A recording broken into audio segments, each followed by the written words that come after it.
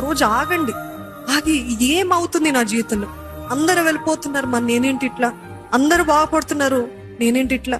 వారు సాక్ష్యం చెప్పినప్పుడు నేను చప్పట్లు కొడుతున్నాను, కానీ అదే విషయం నేను 10 సంవత్సరాల నుండి నేను ప్రార్థన చేస్తున్నాను, మరి నా జీవితంలో ఎందుకు జరగట్లే? వారి జీవితంలో అంత త్వరగా జరిగింది, మరి నా జీవితంలో ఎందుకు జరగట్లేదు? వారు ఏం చేశారు అంత తొందరగా జవాబును పొందుకోవడానికి అని పరీక్షించండి. అందుకనే సామెతలో ఉంటది, గొప్పవారి ఎదుట, జ్ఞానుల ఎదుట మనము వారి పాదాల దగ్గర కూర్చొని నేర్చుకోవాలంట.